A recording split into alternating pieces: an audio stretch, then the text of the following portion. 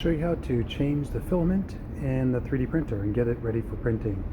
First of all, you'll have to turn on the printer and push the button and go down to change filament and push the button again, and we're going to use PLA for the type of filament. So I push the button.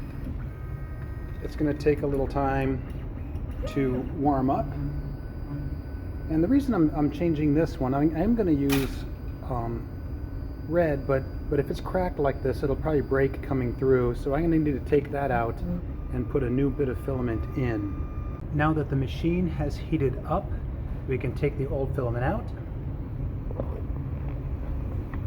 So I'm going to take this old piece of filament out, and I'm going to lift up this to get this out of the way. So now I can pull the old filament out, and I'll string some new filament in.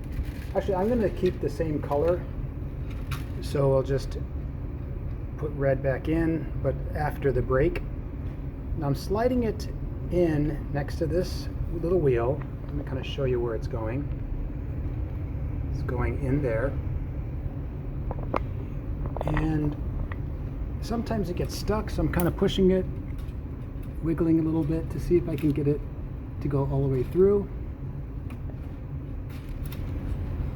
Sometimes if there's a clog of filament stuck in there, you need to cut it with wire cutters. So this little blob of filament at the end was making it so it wouldn't go through very well. So now I'm going to slide it back in that hole.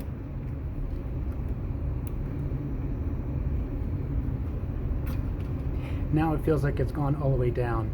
The way you can check whether it's all the way down through the nozzle is we're going to look at the bottom, and when I push down on the filament, you'll see that some new filament is coming out. You see it down there. Let me show it again. Yeah, more filament is coming out. So now that you have the filament in, let's lift this out of the way, slide this back, and put this over. So now the filament is there. There are a few more prompts to follow as it finishes loading the new filament. So before you're ready to print, just make sure that the bed is free of dust and junk. The PLA works best on a clear, clean base. So when your print is done, the print bed stays back until it cools off a little bit, then it comes forward, and then now you have to get the print off.